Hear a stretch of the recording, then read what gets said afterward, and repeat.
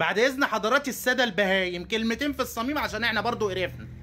طالما انك داخل الشغلانه دي بالدراع والفهلوه وان عامل نفسك تاجر، طالما بتبيع حاجه فيها صنعه يبقى تبط في بيتكو واسكت. يا تتعلم يا تتنيل على عين اهلك تبطل الشغلانه دي خالص. انما جو ان انت تروح تبيع لزبون طقم لونه وتقول له روح لواحد بتاع فوانيس ركبه انا مش هعدل لشغل حد.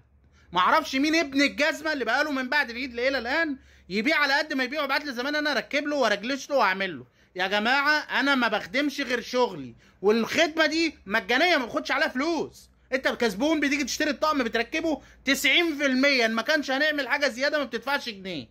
اوبشن خدت منك 100 200 300 500 من ضمنهم التركيب والتشغيل. حلو الكلام، وزبايننا كلها عارفه الكلام ده. بعد اذن الجميع بهيم حوالينا بشغال الشغلانه دي من باب التجاره والفهلاوه او زبون مشغل مخه، انت جريت على الارخص او جريت على الافضل ليك انت حر. ما تجيليش لاني مش هعمل لك شغل. انا ما بخدمش غير شغلي ويا دوب اكفي شغلي بالعافيه. فمحدش يتعامل معايا في الحته دي. عايز تركب شغل جديد على عيني وراسي من فوق وعلى دماغي وتاخد خدماتنا كلها المجاني والغير مجاني.